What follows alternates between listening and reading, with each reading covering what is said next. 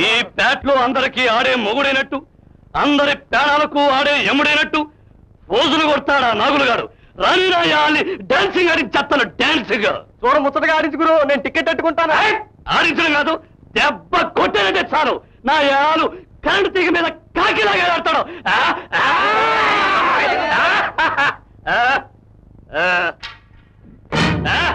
ఎవడరా చేసింది చెయ్యి తీస్తావా లేక కాలు తీసేయమంటావా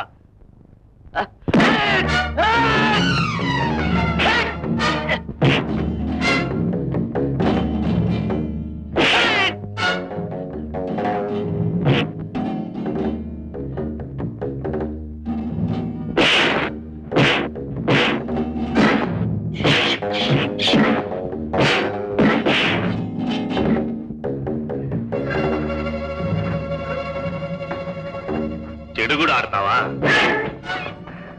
నాకొచ్చిన ఆట ఏమిటో చెప్పమంటావా నీ బోటి అడ్డగాడిదల పక్కటెముకలు పీకి కర్రా బిళ్ళ ఆడటం నేను ఫుట్బాల్ ఎట్ట ఆడతానో తెలుసా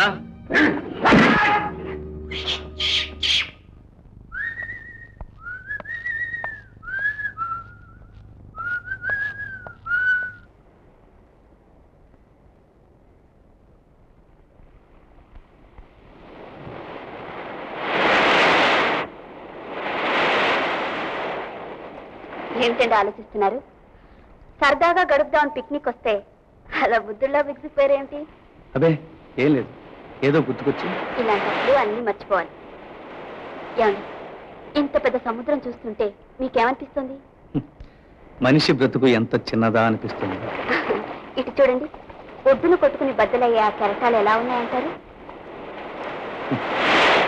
జీవితంలో మోసపోయి ఆవేదనతో తలబాదుకునే ఆడదానిలా అనిపిస్తున్నాయి అదే ఉపమానం అండి కోరుకున్న వాడిని చేరుకున్న సంబరంతో పొంగిపోయే ఆడదానిలా అనిపిస్తున్నాయి అంటే నీలాగా అలాని ఎలా చెప్పను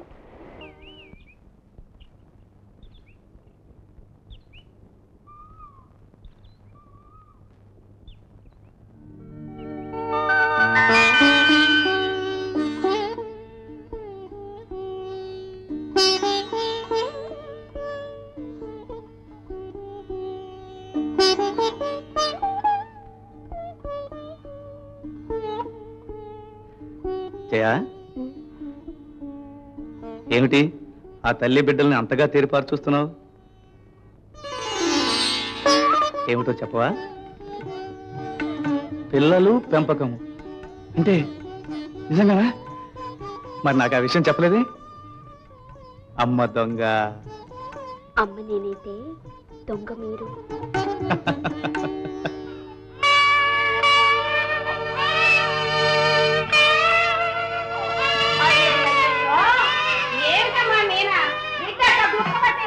పట్టించుకోకుండా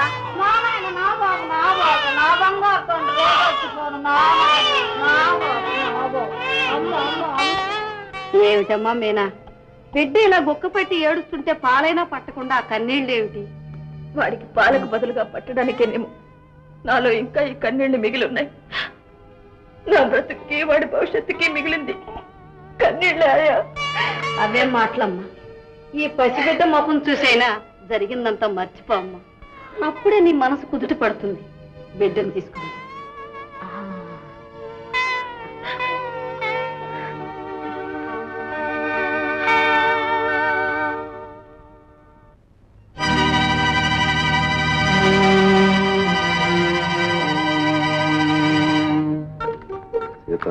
అయ్యా మగ పిల్లవాడే పుడతాడంటావా చిలక జోస్యంలో మగ పిల్లవాడని వచ్చిందండి కానీ కోయిదరు మాత్రం ఆడపిల్ల పుడుతుందని చెప్పాడు నా ఉద్దేశంలో మగ పిల్లవాడు కాకపోతే ఆడపిల్ల పుట్టడం ఖాయమండి ఏడ్చినట్టుంది నువ్వు చెప్పడం ఆడపిల్ల మగపిల్ల కాకపోతే లేడి పిల్ల పుడుతుంటే చెప్తాం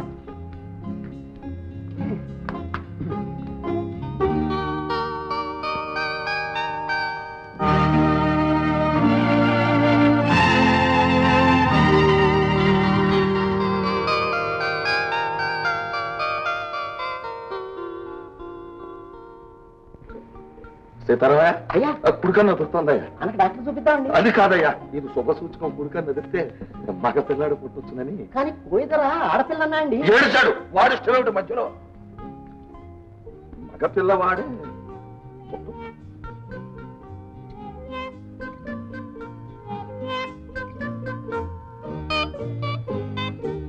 సీతారామయ్య అయ్యా ఏజే డాక్టర్ కాస్త అనుభవం ఉన్నదేనా ఈ విషయంలోనండి పురుళ్ళు పోయడంలో చాలానండి ఉరుళ్ళమ్మని పెద్ద బిరుదు కూడా వచ్చిందండి.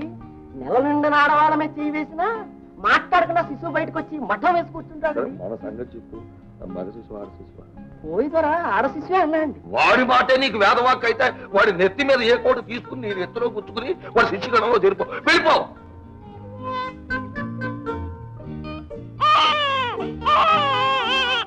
ఏమిటా వేషాలు? ఇప్పుడు నేనేమన్నాను నా ఏడుపు? రామరావు నేనేటండి నాకేం పోయే కాలం. నేను ఇచ్చానంటావా? మీరంత బుద్ధిగా ఆడిస్తారులేండి. ఏడ్చారులేండి. మరి ఎవరు ఇచ్చినట్టు ఒక చేద్దామండి. చెయ్యి. కంగ్రాచులేషన్స్ రాజగోపాల్ గారు, మీకు మనవడు పుట్టాడు. మనవడు? నేను ఎప్పటి నుంచి వస్తున్నాను మనవడు మనవడు. మరి కోయ ద్వారా ఆడ శిశువే. ఇదిగో సీతారాం అయ్యా, వాడు కోయ దొర కాదు కోయ దొంగ. మళ్ళీ వాడి సంగతి రా ముందెత్తే అంటే నీ కాళ్ళు చేతులు విరిచేసి మచ్చకోడిగా మార్చేస్తాను. నీలా ముద్దుగా నాలా పొద్దుగా ఉన్నది. ఏడి నా మనవడు ఎక్కడ ఎక్కడ? తాత ఇలా చూడరా, ఇలా చూడు. నాకు ఏమీ తోచగా ఎవరూ లేక నువ్వు ఎప్పుడు వస్తావా అని ఎదురు చూశాను. వచ్చేసావు. ఇక నీతోనే నా కాలక్షేపం. ఎవరు నా మనవడు ఎలా ఉన్నాడో చూసావా? అసలు వీడికి ఏ దేశానికో రాజు కావాల్సిన వాడయ్యా, మానేసుకుని మన కోసం మన ఇంట్లో పుట్టేశాడు. ఇదిగో అమ్మాయి, నువ్వు తాతగారి సంగతి మాకు వదిలేసి నువ్వు నిశ్చింతగా రెస్ట్ తీసుకో. ఇదిగో సీతారామయ్య, ఈ రోజు లగాయతు బారసాల వరకు ప్రతినిత్యం మన ఇంట్లో పండుగ జరిగిపోవాలి. మనం సంతోషించడం కాదు, ఈ విషయంలో ఊరంతా ఉప్పొంగిపోవాలి. ఏ విషయంలో తేడా వచ్చినా నిన్ను పోదాననించాను.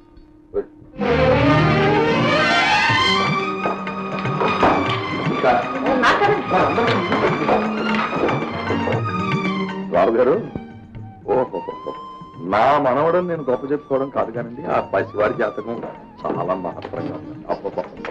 చదువులో ఆక్రమిట్టు చూసేస్తాడని, కన్నవారికి ఉన్నవారికి ఆకాశం అంత పేరు తెచ్చేస్తాడని, దేశాన్ని ఏలేస్తాడని. అసలు ఆ జాతకం రాసిన శాస్త్రులు గారు అసలు ఇలాంటి జాతకులు ప్రపంచంలో ఇద్దరో ముగ్గురు ఉంటారు, అందులో మీ వాడు ఒకరు అని చెప్పి ఆనందంతో గుండెలు బాధేసుకుని ఆహారాలు చేసేస్తుంది. 500 పుచ్చుకున్నాడు, ఆ మాత్రం రాయడం ఏమిటండి? నోరు ముయ్యండి. నువ్వు 1000 రూపాయలు ఇస్తే మాత్రం నీకు రాస్తాడు ఏమిటా జాతకం? నాకా? ఇంకే రాస్తాడు. అసలు నేను చెప్పేది ఏమిటంటే రావు గారు, ఆ కుర్రాడికి 10వ సంవత్సరం ఎప్పుడు వస్తుందా అని ఎదురు చూస్తున్నానని నేను చేతంటే ఒక చిన్న విమానం కొనిచ్చేసి విదేశాలు పంపించేద్దామని. ఎందుకంటే వాడి జాతకం ప్రకారం వాడు కనీసం 2-3 దేశాలకైనా ప్రెసిడెంట్ అయిపోతాడు. కంగ్రాచులేషన్. పేరేంటండి? రాజగోపాలం గారు. అబ్బా, నా పేరు కాదయ్యా, మనవడి గారి పేరు. ఏ పేరు అయితే ఏమండి, కొన్ని దేశాలకి పేరు తేవాల్సిన మహర్జాతకుడు కనీసం 2-3 దేశాలకైనా ప్రెసిడెంట్ కావాలి జాతక ప్రకారం. అసలు వాడిని చూస్తుంటే బుద్ధి మాత్రం తండ్రి పోలిక. అప్పుడు ఎలా చెప్పగలవే? ఆ చూపు చూడు.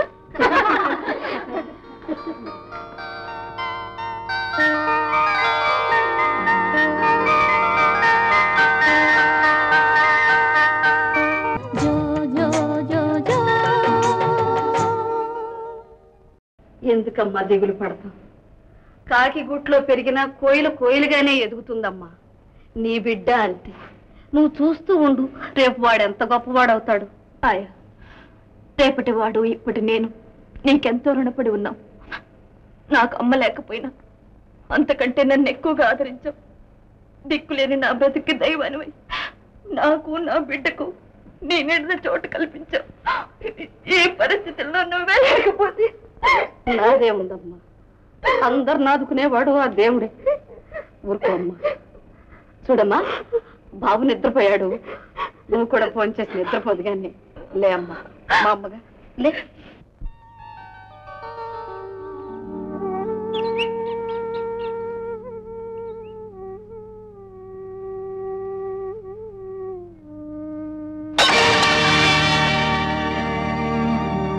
మీరమ్మా, అమ్మా మీరమ్మా.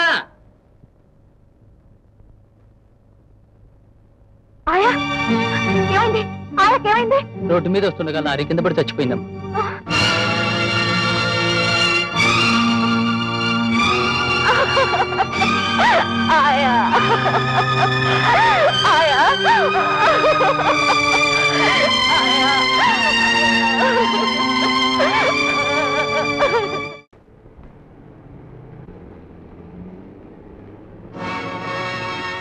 మీనా, నువ్వా? చాలా సంతోషం ఇంకా గుర్తున్నందుకు. ఏమిటి ఇలా వచ్చావు? నీ జ్ఞాపకాన్ని నీకు అందచేయాలని. ఈ బిడ్డ చేసిన పాపానికి చెరిపేయలేని ప్రతిరూపం. క్షణికమైన ఆనందంలో చేసిన తప్పుకి గుర్తుగా మిగిలిన నీ బిడ్డ. ఇప్పుడు ఈ బిడ్డని నీకివ్వాలని వచ్చాను. ఆడదానికి తప్పనిసరి కనుక 9 మాసాలు మోసి కన్నాను. తోడు లేక, నీడ లేక, అండలేక, ఆధారం లేక ఎలా బ్రతుకుతానో ఎప్పుడు చస్తానో తెలియని నేను వీడిని పెంచలేదు. అందుకే నీకు అప్పచెప్పి నేను ఈ బిడ్డని తీసుకుంటానని పెంచగలుగుతానని ఎలా అనుకున్నావు? కన్న తండ్రి గనక, ఈ బిడ్డ నీ రక్త సంబంధం గనక. నేనా అర్థం లేకుండా మాట్లాడు. అర్థం లేని నా మాటలకు కాదు, నా బ్రతుక్కి. నిన్ను ప్రేమించినందుకు, నమ్మినందుకు, నా సర్వస్వం అర్పించినందుకు దారి తప్పిన మనిషిగా లోకం ముందు నన్ను నిలబెట్టి నీ దారి నువ్వు చూసుకున్నావు. మగ మహారాజు మనసు మార్చుకున్నావు, మళ్ళీ పెళ్లి చేసుకున్నావు. నేనా? నీ ఆవేదన నాకు అర్థమైంది. కాకపోతే తప్పని పరిస్థితుల్లో మా నాన్నగారి ఆఖరి కోరిక తీర్చడానికే నేను ఈ పెళ్లి చేసుకున్నాను. ఈ నిజం నువ్వు అర్థం చేసుకుంటే నాకంతే చాలు. ఏ నిజం తెలుసుకున్నా? పగిలిపోయిన అద్దం లాంటి నా బ్రతుకు మళ్ళీ అందంగా మారదుగా. రమేష్, ఒళ్ళు మరిచి తప్పు చేసినందుకు నాకు 7 బ్రతుకు తప్పదు. కానీ ఏ పాపం ఎరుగని ఈ పసివాడి బ్రతుకు అధ్వాన్నం కాకూడదు. తెగిన గాలిపట్టం లాంటి నేను ఈ పసికందుని ఎలా పెంచగలను? అందుకే వీడి బాధ్యత నీకు అప్పగిస్తున్నాను. నేను మాత్రం ఈ బిడ్డను ఎలా పెంచగలను? సంఘంలో పరువుగాను, 10 మందిలో మర్యాదగాను బ్రతికే నేను ఈ బిడ్డ నా బిడ్డే అని ఎలా చెప్పుకోగలను? పసివాడి బ్రతుకు కంటే నీకు పరువే ముఖ్యమా? ఏనాడు నేను చేసిన తప్పుకి ఈనాడు నా పరువు పోగొట్టుకోమంటావా? అయితే ఈ బిడ్డకు తండ్రిగా ఒప్పుకోనంటావా?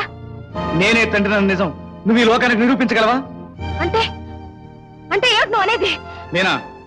లోకంలో ఏ బిడ్డకైనా తల్లి ఎవరనేది ఖచ్చితంగా చెప్పొచ్చు, కానీ తండ్రి ఎవరనేది చెప్పి ఒప్పించలేం. పేగులు తెంచుకునే కన్నదాను గనక పెంచగలిగితే పెంచు, సాధ్యం కాకపోతే ఎక్కడన్నా పారి.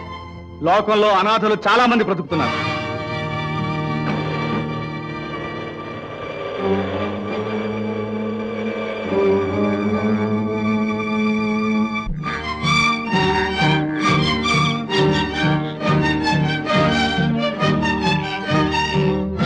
లోకంలో ఏ బిడ్డకైనా తల్లి ఎవరనేది ఖచ్చితంగా చెప్పొచ్చు, కానీ తండ్రి ఎవరనేది చెప్పి ఒప్పించలేం. పేగులు తెంచుకునే కన్నదాను గనక పెంచగలిగితే పెంచు, సాధ్యం కాకపోతే ఎక్కడన్నా పారి. లోకంలో అనాథలు చాలా మంది బ్రతుకుతున్నారు. నేనే తండ్రి నిజం నువ్వు ఈ లోకాన్ని నిరూపించగలవా?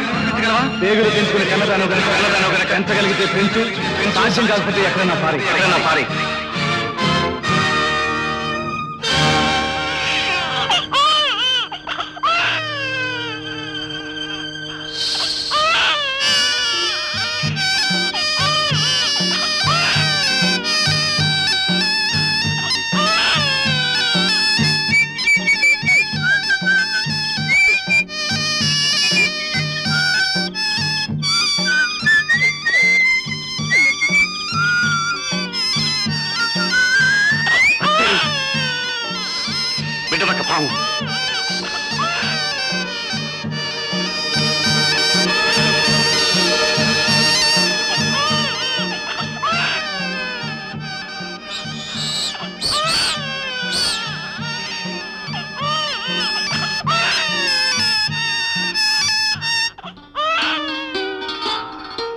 పాలు పోసి కాపాడవలసిన వాళ్ళు వదిలిపెట్టిపోయారు.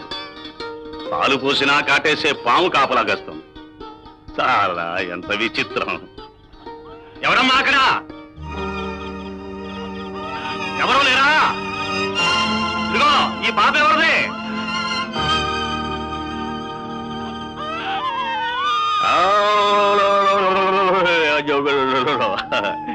ఎంత ముద్దుగా ఉన్నావురా.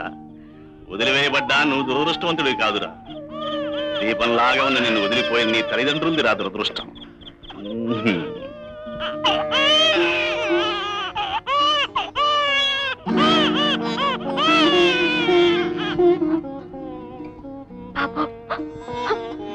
బాబు